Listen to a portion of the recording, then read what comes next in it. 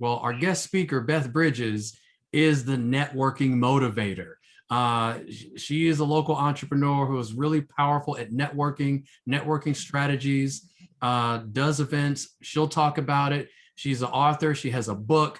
Everything. There couldn't be a better person to talk to you guys about the power and the strategies and techniques for networking. So, very, very good friend of mine, Beth Bridges. Welcome. Thank you so much. Thank you very much for having me here. What can networking do for you? That's something that people ask me and they want to know. What is the benefit of networking? Why should I do this? Let me tell you, one of the most recent things that networking has done for me, it has, the list is long, but the most recent thing started when, actually the story started 12 years ago, but I won't get to that part. Let me tell you where it started during COVID, when suddenly we couldn't go anywhere. And I, of course, want to go places, want to meet people, want to network, and want to do that in person. I had attended 2,500 networking events in a 10-year span while I was a Chamber of Commerce executive, because partly because if you're in marketing and you know anything about marketing, the really important thing about marketing is to have a budget. And when I started my job at the Chamber, what I didn't ask them was what kind of marketing budget they had, because if I'd asked them, they would have said, we just blew the whole thing on you. So all I had available to me was the willingness and the ability to network as much as possible. So with that kind of background, with the book behind me, with just the desire and the interest to go places and meet people when COVID hit and suddenly that was not an option, and we were all getting on Zoom, I remembered something that I had done 12 years ago with the Chamber. And it was an online networking site. And at the time, it's so funny now. At the time, it was audio only. So you literally dialed in, it was VoIP, voice over IP. And it seems so, technologically advanced. And now we've come full circle, right? Where Clubhouse is the big thing and it's just audio. But I had used this website called Blitz Time that connected you automatically one-to-one for phone conversations with people from across the country, and it synced with the screen. So as soon as it connected you to that person, it popped up with their profile, their name, their business, their website, and it was fantastic. I met people from across the country, and I even leveraged it for our Chamber members, at which it kind of caught on, but it didn't really, because if you can meet people in person and you're able to do that, that's what most people did. So the necessity for this ability to connect with people without being in person, even though you were local, we didn't really need that. Like I said, skip ahead to COVID, and I remembered that site, and I thought, well, that's what we need right now. That's what chambers of commerce need. That's what we need. But I knew that they had pretty much parked the site. It had grown to a certain point, and it was developers. So I know most of you are business startups. You know how that goes, right? It gets to a certain point, and you have to either put a whole bunch more into it to get it to grow, or you have to kind of let it sit, right? And they just parked it. And actually, I would check every few years to see if they'd started it up. So when COVID hit, I thought, I don't care. I'm going to find those guys. I'm going to track them down, and I'm going to beg them to turn this Blitz Time back on. Found the guy who had introduced me to it. I remembered his name all these years, and I had him in my CRM. There's a little hint for you guys. I reached out to him, found him on LinkedIn, said hi, told him what I was up to. I said, I'm literally trying to find out what happened to this Blitz Time and what it would take to get it started again. And he said, well, let's have a Zoom meeting. So this is at 10 a.m. on a Friday. We're having a Zoom meeting. And I told him, I said, the Chambers of Commerce need this. I need this. Everybody needs this. I'm tired of Zoom already. I mean, like I was tired of it already in that format. And he said, well, funny you should ask, because 2 weeks ago, they restarted this website, except this time it's with video. And he said, and they have an event every Friday at 11. I mean, it was 10:40 at this point. And he said, we should wrap up this meeting and you should go sign up for this site and you should jump onto this call. So this is the first part of the story, which is that because I remembered this connection I had who had this resource, and I reached out to him and he remembered me, right? These are all these little steps in the networking chain of connections. He turned me on to this tremendous resource. Well, in the 20 minutes between when I wrapped up my conversation with him and when I got onto the event for this new site, which was called Blitzer, Blitzr, he must have messaged or called, because he was no longer involved. See, his partner had taken it over, had taken on a different partner and started this new thing. So he wasn't involved anymore. He must have called them or he must have emailed them, because they were waiting for me.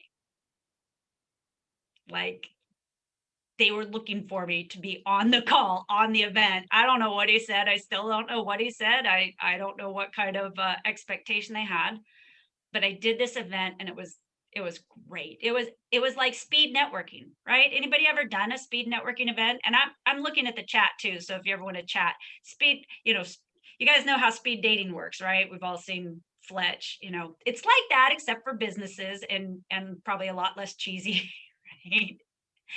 But it was like that, and it was fantastic. And I met the two co-founders, and I was hooked. I thought, this is fantastic. I got to tell the Chambers about it. So I went back to their event. They were doing this event every Friday. I went back to their event every Friday.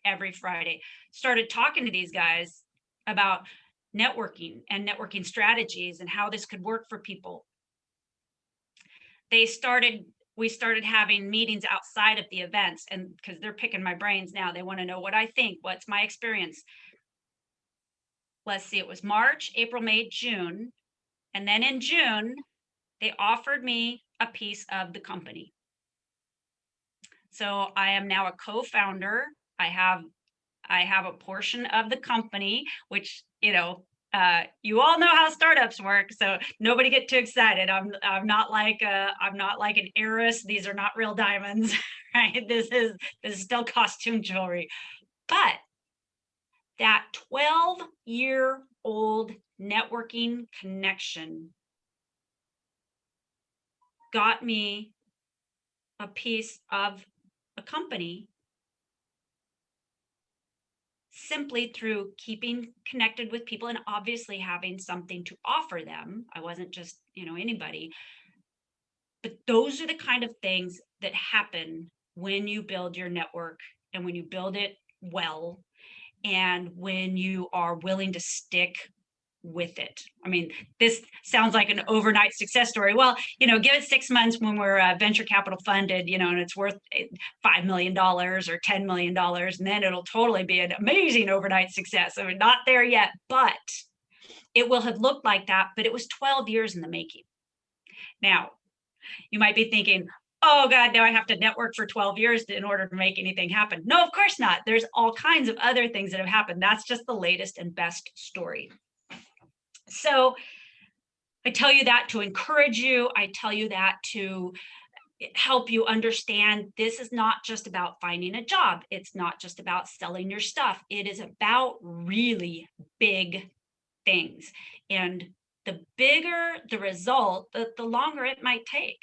And the more of a focus it might take on networking and really sticking with it. So I want to share with you first of all, what I want to do is I want to share with you 3 unfair, I guess unfair is a decent word, or unexpected rules of networking.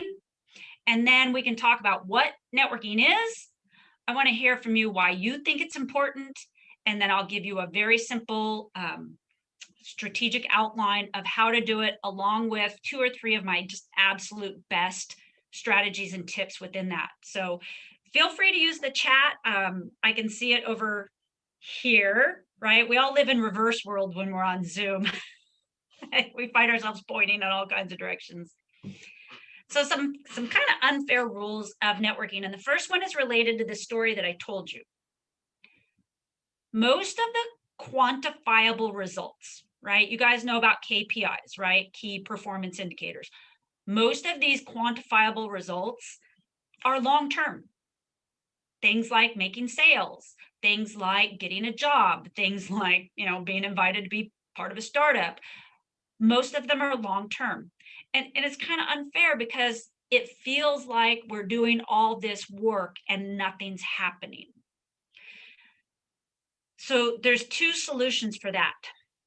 One is that everything feels like it's taking a long time, but it usually in the big picture does not take that long of a time. From the time I contacted the Blitzer guys to the time where the offer was made, it was about 4 months. In the big picture, that is not a lot of time. The second strategy to apply to this is to create for yourself some kind of immediate rewards. You guys, I'm all about the gamification. I'm all about the rewards. I'm all about quantified self. That used to be the term quantified self, and now we all just track everything about ourselves all the time. Who's got a Fitbit, right? Like, who finds themselves going for a walk, even if they don't need to go for a walk, because this thing buzzed at you and you want to get all the dots for the day. Like, who's into that kind of thing? So to keep yourself motivated in your networking, be aware that most of the really big rewards are kind of long-term. Find yourself some short-term rewards, even if it's getting some great advice. If you're online or if you're in an in-person networking event, look for getting some great advice. One of the other things that, if you haven't realized this now, is that loneliness totally sucks, right? Not seeing people, not seeing them in person, because we're seeing each other right now, but you guys realize I'm looking at you and you're like this big. And the front part of your brain is like, oh yeah, these are people, right? There's Isaac and there's Christina and there's Abby and there's Damon. But Damon, you're like this big. And I'm pretty sure that in real life you're taller than I am. I'm a little bit bigger than that in person. A little bit bigger than that in person. And so part of our brain does not believe that there's really people here. I mean, this is kind of some of the reasons behind why, amongst the many other reasons that COVID has totally sucked, that we've spent all this time looking at people and talking to people, but there's a certain part of our brain and a certain part of our body that's like, no, I don't sense anybody in this room. We actually have senses. You guys know this, like you're sitting there, and if somebody walks into the room, but you don't really hear them, but then you're like, you kind of sense them. Or now we're all hypersensitive, like somebody standing too close, you're like, girl, that is not 6 feet, that's 5.5 feet if it's an inch, So we have this sense of our bodies, and so that's part of the reason why we've been so lonely. So even if you just think of networking as the opportunity to actually interact with real people in real life, that's good for you. It's good for you to have connections. In fact, I've known this for a long time, but I watched a webinar of somebody who's written a book called The Loneliest Century. And there's research that shows that being lonely is worse for your health than smoking 15 cigarettes a day and being obese. So, if you had your choice between smoking cigarettes or being lonely, find friends who smoke cigarettes as long as you're with them, right? No, don't smoke cigarettes. You're in high school, no. Do not smoke cigarettes. We all know how bad that is. Loneliness is worse. That's the point. So if networking is simply a way to build connections and build contacts with people, that is its own immediate reward. All right, so the second kind of unfair rule of networking is it's kind of a power thing. The person who cares the most generally has the most responsibility. And so when you are networking, when you are reaching out to someone, when you are looking for a response, when you're looking for something like that, and you care a lot about it, you have the most responsibility. And it's kind of like, why? Why do I have to do all the work? Well, because you know how important it is and you want to make this happen. So how do you turn that around a little bit? And I wrote a blog post on this actually, about the power dynamic in networking. It's a recent blog post, which I think is why it's on my mind. There's several strategies, but one of them is to make them care. And how do we make them care? It's by having something in it for them. And we hear this so much when we're developing products, when we talk about our marketing, right? What's in it for them? And you think, well, selfish people, well, that's, we got to watch out for ourselves. And it's not, as long as it's not a hateful selfishness, if they're giving you of their time, if they're giving you of their attention, of their energy, we do need kind of a return on that. So if you want people to care as much about it as you make sure that there is something in it for them. That is a huge aspect of networking, and it's something that I'll talk about when I talk about the 5 pieces to this strategy. But I will tell you that you need to figure out what you have to offer. What is it that you can do for someone else? And I have spoken to a lot of student groups, high school and college students, and sometimes, honestly, you guys, just listening to some old guffers' stories about their glory days can be part of it. Sometimes just showing your appreciation for someone. Sometimes people love to give advice. People love to give advice. They love to tell their stories, right? What's everybody's favorite topic? Themselves. And by you being curious about someone and asking them questions and asking them for advice, you are, well, I'm kind of going deep into the psychology of this, but you're validating them. You are giving all of that knowledge and wisdom that they have that maybe, their coworkers are like, oh, I don't want to hear that story again. You're giving them a fresh audience and maybe even a fresh perspective. Honestly, I learn things when people ask me questions about networking. Oh, that's a good question. I say that a lot. That's a good question. I got to look into that. I got to think about that. So asking people questions and telling them basically, here's something that's on my mind that might be their audience's mind, that does give them value. And that is something very, as a college student or a high school student, that's something that you can do for someone and not feel like, well, I have to give them, something huge. No, just simply giving them an audience and giving them the opportunity to, I think for me, sometimes if I had to work this hard to learn this, I better share it with someone. So giving them the opportunity to, make their effort worth something is always a good thing. And the third kind of unfair rule of networking, people will judge you by your appearance. It's unfair, it's unfortunate, but it is just kind of how it is. Now, it's not that you have to be beautiful or perfect or handsome or movie star style. The main thing they're going to judge you by is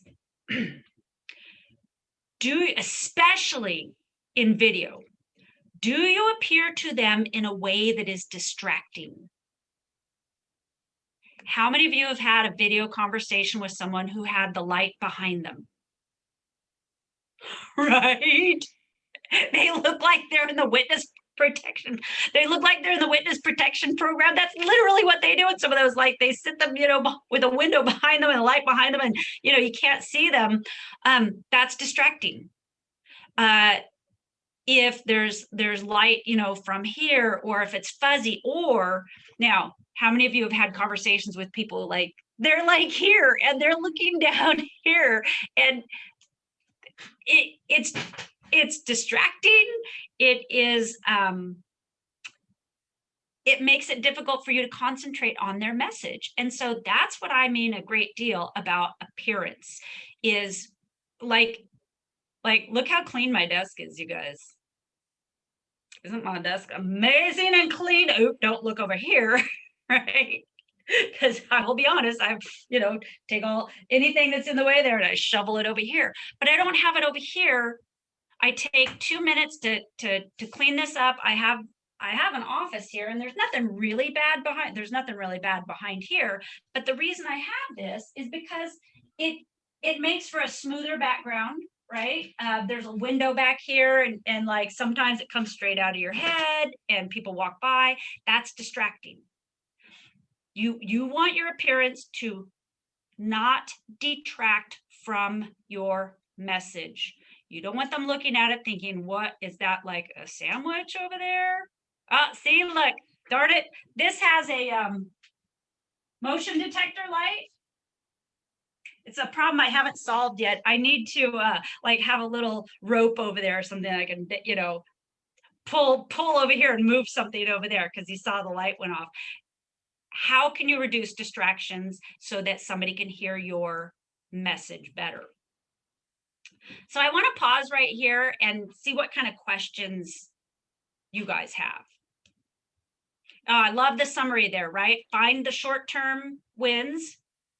Person who cares the most has the most responsibility, and people will judge you by your appearance, meaning reduce distractions so it's easy for them to focus on you and your message. No questions? Just go ahead, Beth. Just go ahead. Yeah, they usually might hold them all to the very end for the Q&A session part. Okay. So they might hold on to them for now. Okay.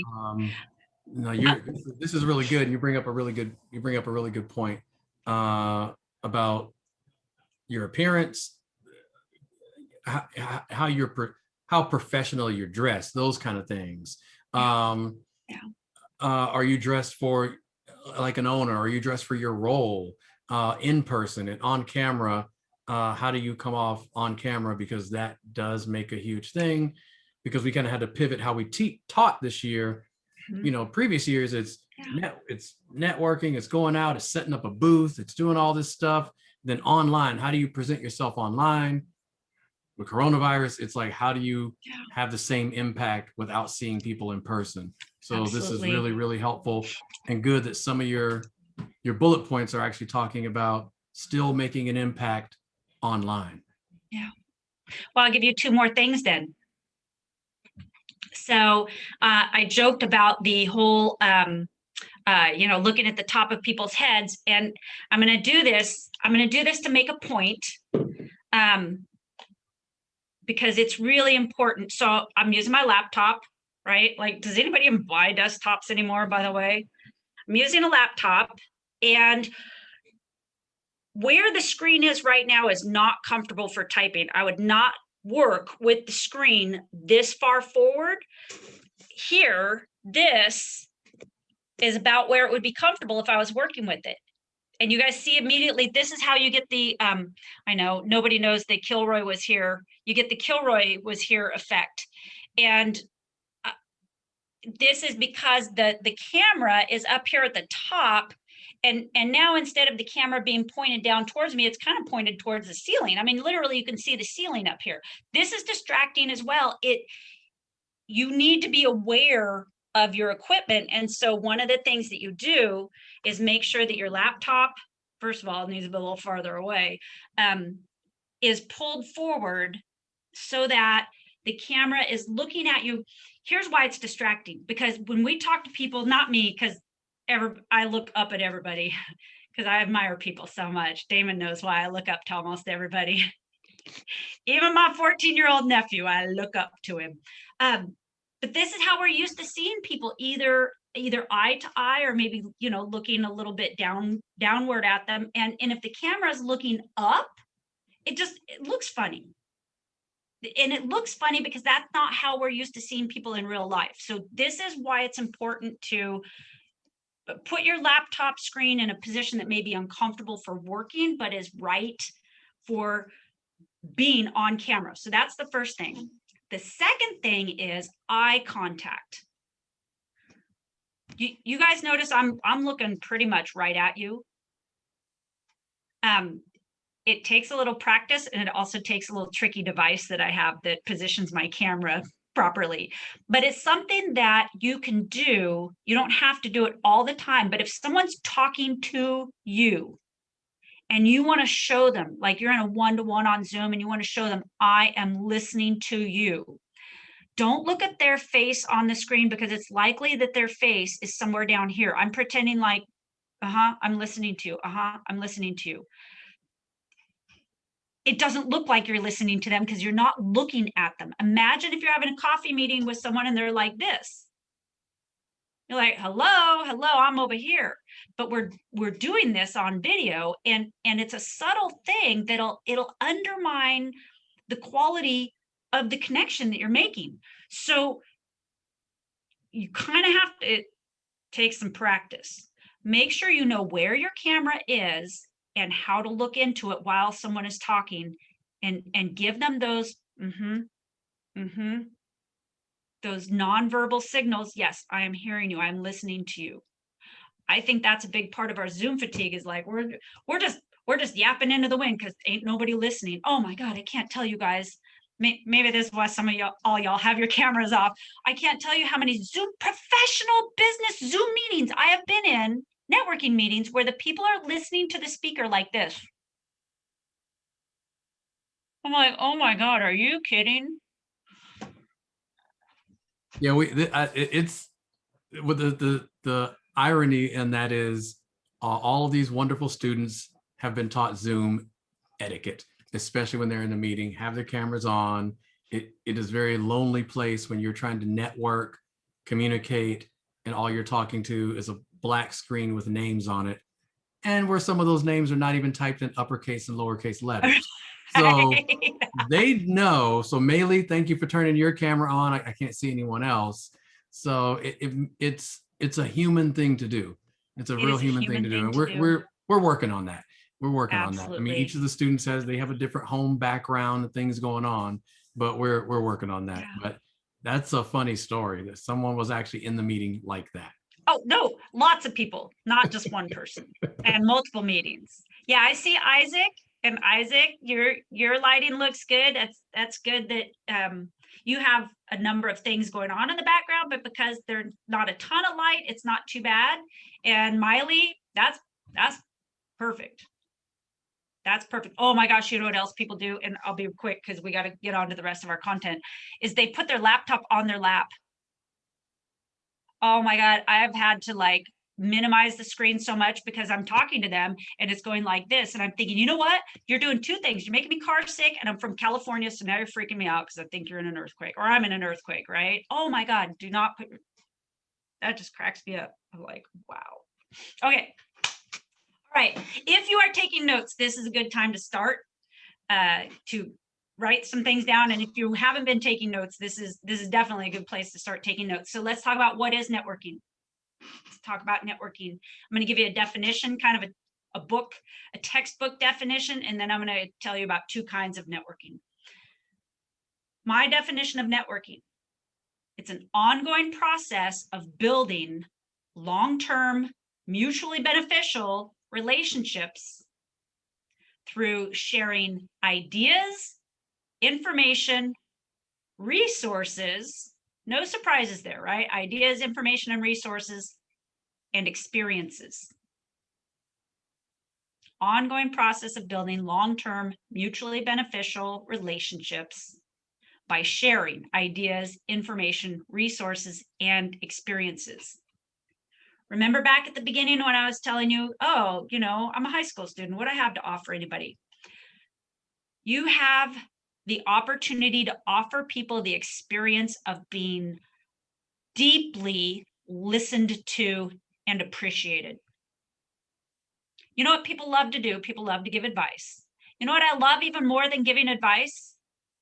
Like giving advice that people take. That's even better. Giving advice to people and then hearing from them later saying, I took your advice and it really worked out. Yes, yes. Love that. Give somebody that experience. Because too often, after a while, you get to a certain point in life and you give people advice all the time, and then they're like, that they're thinking, take your advice and you know what you can do with it. Take people's advice and put it to use. That is a very satisfying experience for them. So two kinds of networking that you will experience when you get out into, the environment, you start doing this. Damon, you've experienced these, but maybe you've never heard them put this way, because I came up with these terms not too long ago myself, and it explains a couple of things. There's a couple types of networking, and I'm not going to say that one is necessarily better than the other, but one is more enjoyable to receive than the other. So two kinds of networking that I have experienced in thousands, literally thousands of networking events and probably tens of thousands of interactions. There's transactional and transformational.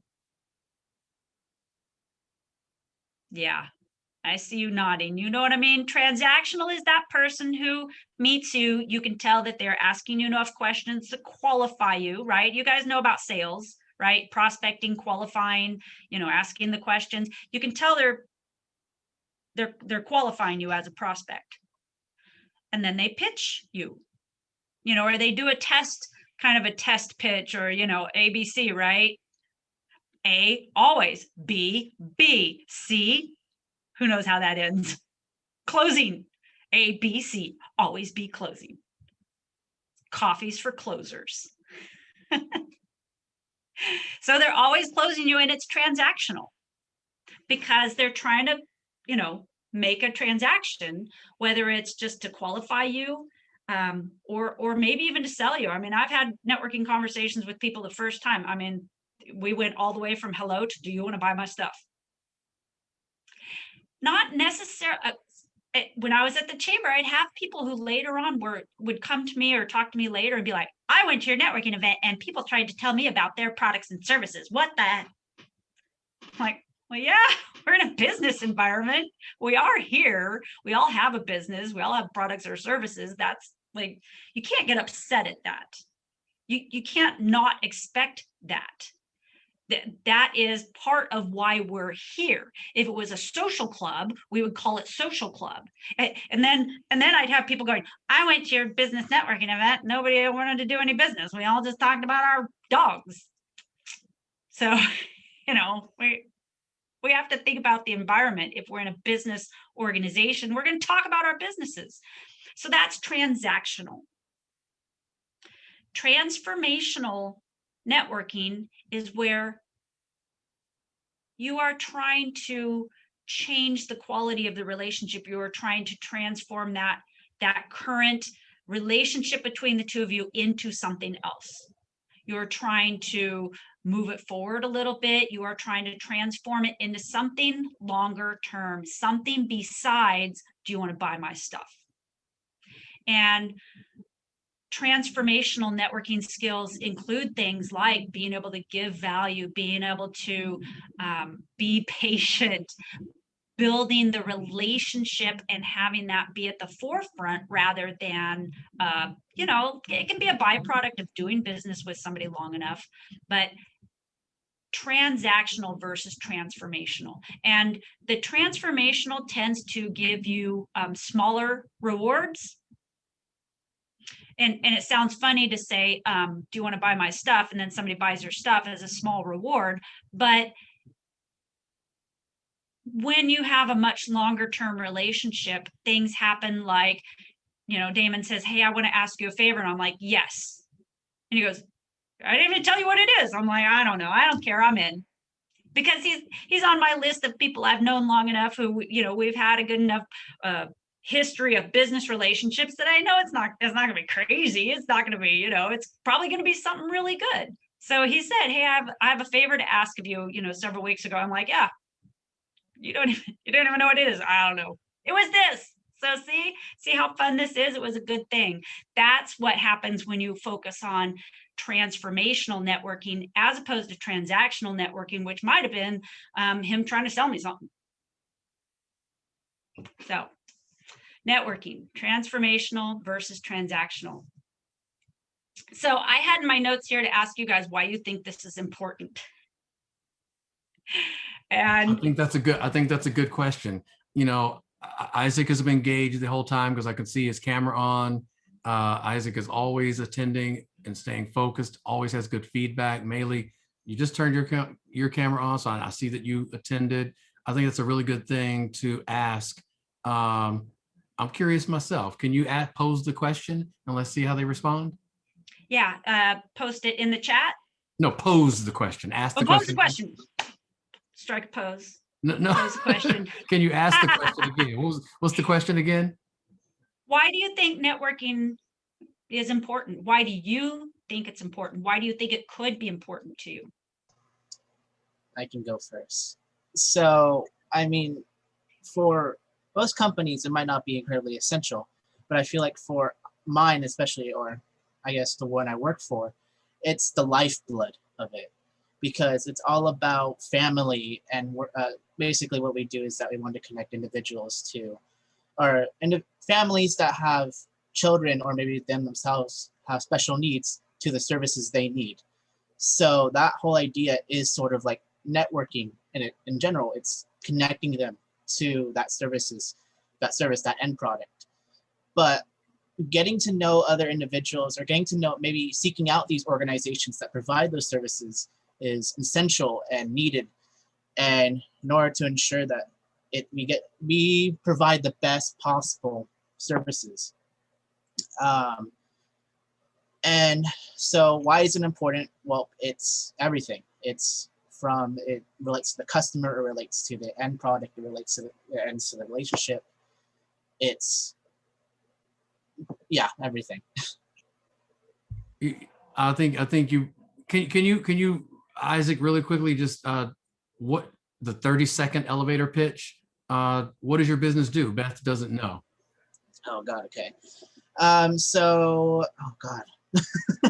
30 seconds, man. I wasn't 30 prepared for seconds, this. man. Okay, hold on, give me a second. Let me gather my thoughts. Okay, so our organization's called Gavin's Notebook. Basically, as I said before, we're trying to connect our users, which are usually families, to services that can help them along the way. So like, say, if you have speech therapy, ADHD, autism, we're trying to connect these individuals to these services so they don't have to have the trouble of looking for them. So like, we hope to have things as like what insurances they take, the location, and what services they provide, so that we can lessen the impact and the stress, and because that's what our CEO had to face themselves. So we just hope to lessen the stress of these families, especially in these trying times. Very nice. Very nice. Miley, do you want to jump in? So first of all, why you think networking is important? Oh, which order do you think we should do this? The 30-second business pitch? Yeah, let's do that. And then why networking? Yeah. Okay, so for the business I'm in, I'm working for, ours is more towards, well, first our name is For Earth, and what we do is that we were originally supposed to go out to places where there is excess beauty, or what it's normally known by as trash or excess waste, and we would pick that up, clean it, and then turn it into art pieces so that it will be reused and it will not be put into a landfill or into a recycle. Or recycling is not super, it's not how it used to be where you just throw it somewhere. So for some things, but for the things where it's more of a you throw it somewhere, we try and grab those when we can. And with that, we make an art piece and then sell it. Very interesting. Oh, wow. Okay. For our original idea, networking, our original idea was to get volunteers to help us clean up the areas, which would be very important with the networking. I apologize, I have braces and I had 2 teeth removed, so my words are going to be a little odd. It's all right. So with networking, it would be beneficial with the fact of we would gather people together and we would be helping them do something for the environment, which could be something that they need for school credits with the hours, the volunteer hours. I'm sorry, it's my mind for a second. Or it could be for helping the environment, something that they really enjoy to do or something that they're really passionate about. It would depend on their person and what we would be giving them that they would also be giving us. Because they would be giving us their time and we would be giving them something that they would either enjoy or something that they need, which in that case would be something that would be beneficial for both parties. And speaking out of context of business, networking itself is something. Ask daddy. Sorry.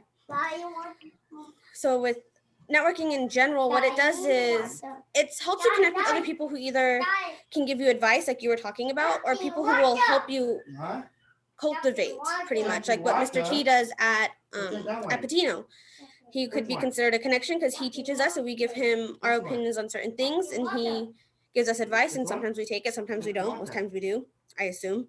For the others, most times I do, because it helps us. And with that, it's a type of networking where we are learning. Pretty much networking could be a way to learn when you're younger, and when you're older, it's a way to connect with other people and help with understanding certain things you may have not understood or learn things from a new perspective. Oh yeah. That's my you still learn. Yeah, that's a good one. Yes. You still learn even when you're older. In fact, there's a specialized form of networking that can massively accelerate your learning curve. And that's a topic for a whole nother thing. And that's one of my obsessions. Wonderful. Both of you, thank you so much. Thank you for participating and contributing. And I know it's not always easy. Networking is only important as long as people are involved. If people aren't involved, if it's all robots, if it's all software, if you never have to talk to people, if you don't count on people for anything, if you are living in the wilderness all on your own, you don't have any tools that people made, you don't have any services that people provide, if you just strip naked and, well, like the show, right? Naked and Afraid. You got a machete and nothing else. People are not important then. Well, actually, people are incredibly important, because then you realize how many people it takes to survive. So that's why networking is important. As long as people are involved in anything that you want to do, networking is important. So until it's completely only the robots talking to each other, then you can let networking go. So that's kind of how I feel about it, because really all networking is us as social beings creating a society. That's really what networking is us creating a society of people who are helping each other as opposed to destroying each other. So it's kind of important. All right, you guys, how do we do it? And you're thinking, is class ends at 2:30 or do we have a little wiggle room? I think, how much more do you have? Because we want to also leave enough time for a little bit of Q&A if they have any at the end. I can do it super quick, because I just want to give you the 5 parts to a plan for networking. Then we'll open it up for Q&A. Then we'll open it up to questions. That's so perfect. The 5 parts, and we've really touched on a lot of these bits and pieces here already. So the 5 parts include, you got to believe in, and there's actually a blank there, believe in what? And when I used to speak to audiences in person, I'd ask people, believe in what? And they'd say, believe in yourself, believe in your product, believe in your business. Yes, all those things, but also, and we talked about this in a rather oblique way, you have to believe in the process, right? Because otherwise you go to one networking event or you make one networking connection and you don't get the big job, you don't get the venture capital funding, you don't get any of that. And you think, well, this stuff doesn't work, I'm done. It'll never work if you do that. And I've actually seen grown adults having that sort of attitude. So you have to believe in the process among all those other things. You have to go places. And going online and going to something like this is still going places, even though it's virtual, you're still going to a central location where people have agreed this is what we're doing, right? They're here for the purpose of networking. We don't network at the grocery store. You know why? Because why do you go to the grocery store? I go to get groceries. I don't go to the grocery store to meet people or sell my product. When I worked for the chamber, a lot of times it was like, oh, please let me just go in and get some eggs and not see anybody I know. Oh, crap, you know, right? Go places that are appropriate, where that is the goal of everybody, which is to network, whether business or personally. Meet people, right? Can't just go head back to the buffet, load up and leave. That's not working. You have to have the goal of meeting people. And the trick to meeting people is going to the right place. Again, you want to network with people who are like-minded, not people who are the same as you. In fact, it's better to meet people who are diverse and different and have different backgrounds and ages and different types of, not even types of businesses, but, you know, different life paths, but who are like-minded in that they understand how important it is to connect with other people. Then you need to stay connected with them.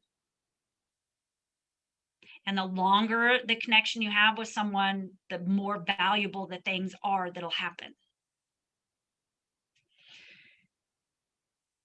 And the way to make a better connection in the first place, because that's how you stay connected. You make a better connection in the first place. And one of the best ways to make that better connection is to find something in common. Not just that mindset of I'm here to network, but something really specific, like running. If any of you are runners, like we're going to be pals. I had my first real track workout last night and it was awesome. First real one in a year. It was awesome. I'm still stoked from that. So make a better connection in the first place by exploring with someone what they like. Let them tell stories, listen to them, find out. And the more specific the thing you have in common, the better. Because I don't run marathons. Those suck. So we're not going to have that. The only thing we're going to have in common is that we're going to talk about horror stories. The final thing is give value, right? We talked about that. And if you're thinking, well, what do I have to give? We talked about that. So those 5 parts are believe in, go places, meet people, stay connected, and give value. And it's a cycle. You know, you kind of go through that cycle. It's kind of a process, but as long as you're doing those 5 things, you are building a strong network.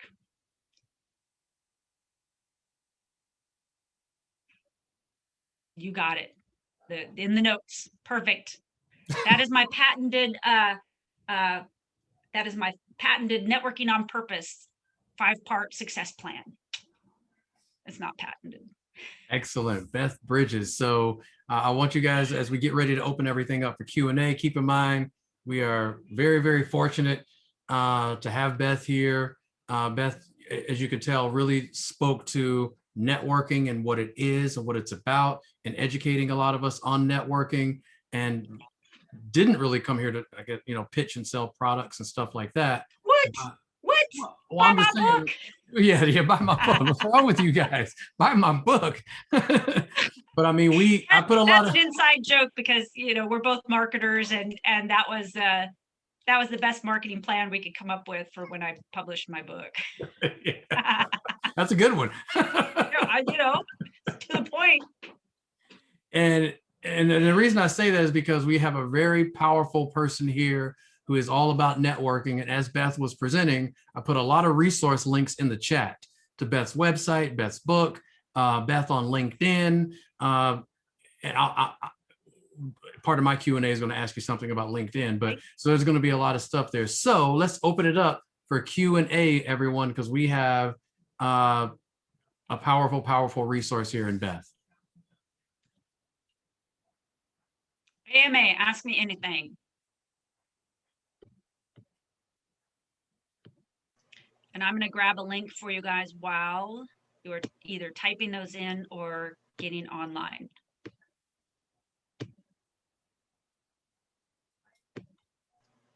So you went along this long journey of networking, but I'm not sure if we got like how you started or where you started, like the beginning of like how did you get into the field of networking? Good question. Let's see. In the beginning, I was born as the kind of child that was not afraid to talk to anybody, so that helped. But that leads into the idea that, oh, you have to be super extroverted to be a great networker, right? And to be able to build these relationships. That is not true. And actually, introverted people can be very, very good networkers as long as you're aware of your tendencies and your preferences. And so here's an interesting thing. I've had some life experiences that have actually shifted my extroversion and introversion, which is interesting. Kind of. So I've seen it from both sides. And if you focus on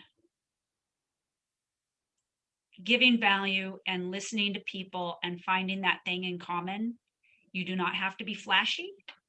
You do not have to be the head of the room. You don't have to go in and, hey, nice to meet you. Next, nice to meet you. Next, nice to meet you. Next. That's kind of the transactional networking as opposed to the transformational networking. Like, how can I make this relationship a little bit different after this conversation? But technically, the way it started in college. I joined a couple of clubs, and especially joined a club that had a parent chapter. And we had some interaction between the student and the professional chapter. And that was, it made it easier to interact with, like when you're in college, you're kind of like, okay, where do I find these professionals? So it made it a lot easier to do that.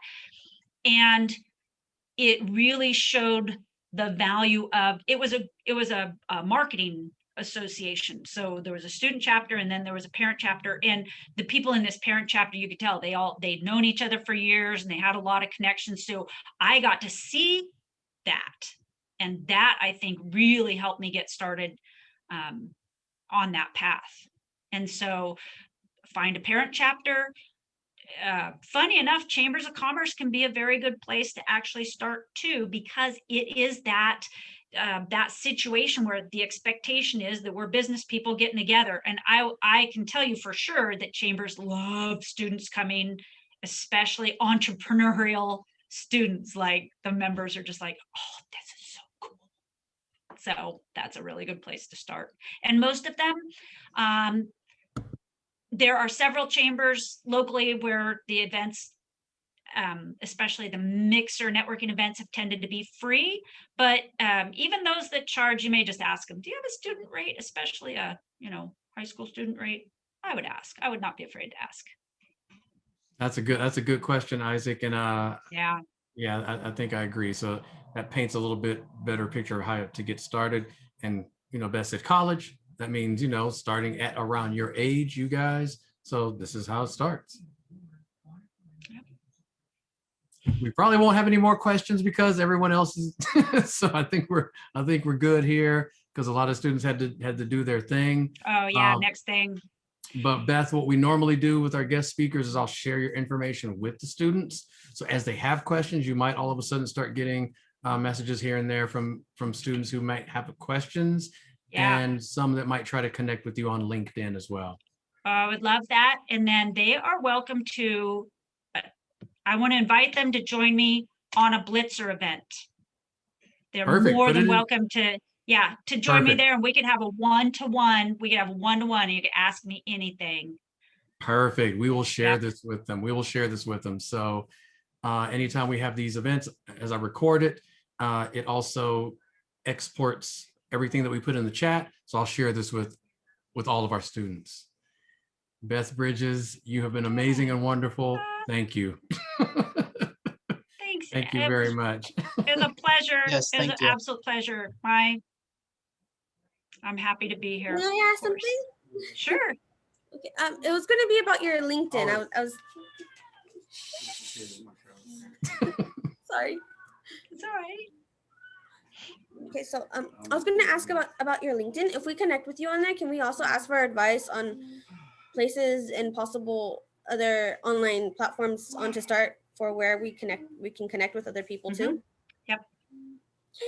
Mainly took my Absolutely. question. I meant to ask that one earlier. Yeah, other places where they can find to network. So excellent. Okay. I actually have a little bit of a list, and it's part of a product that I normally sell, but you know what? I will go into that and pull out that little bit of some places to go actually online and network. I'll pull that out and share that.